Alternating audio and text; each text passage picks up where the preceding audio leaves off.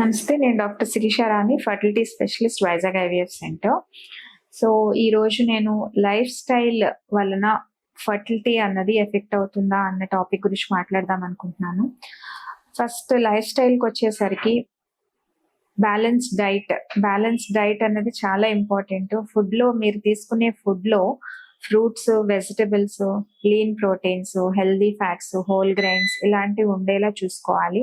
Especially ఈ reproductive హెల్త్‌కి folate కానీ, జింక్ కానీ, యాంటీ ఆక్సిడెంట్స్ ఇవి చాలా అవసరం. అది లేడీలో అయినా కానీ, మేల్‌లో అయినా కానీ ఈ బ్యాలెన్స్డ్ డైట్ అనేది చాలా ఇంపార్టెంట్. రెండోది వచ్చేసరికి రెగ్యులర్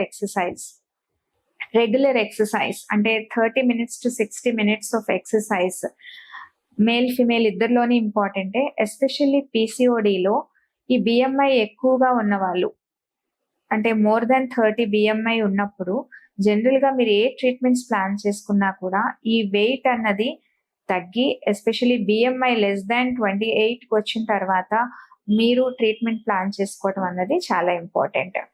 ఇంకా మూడో ఫ్యాక్టర్ వచ్చేసరికి స్ట్రెస్ వల్ల కూడా చాలా ఎఫెక్ట్ అవుతుంది.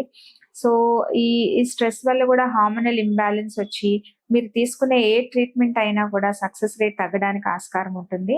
సో ఈ యోగా కానీ, మెడిటేషన్ కానీ ఇలాంటివి ప్రాక్టీస్ చేసి, రిలాక్సేషన్ టెక్నిక్స్ ప్రాక్టీస్ చేసి స్ట్రెస్ తగ్గించుకుంటే బాగుంటుంది.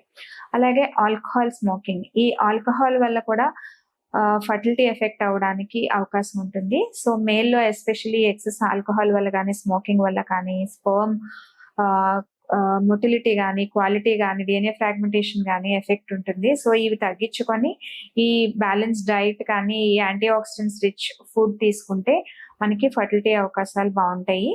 అలాగే ఎక్కువ వెయిట్ ఉన్నా కానీ, తక్కువ వెయిట్ ఉన్నా కానీ మంచిది కాదు. సో ఎక్కువ వెయిట్ కానీ, తక్కువ వెయిట్ కానీ ఉండటం వల్ల ఈ ఓవ్యులేషన్ డిస్టర్బెన్సెస్ అన్నీ ఉంటాయి.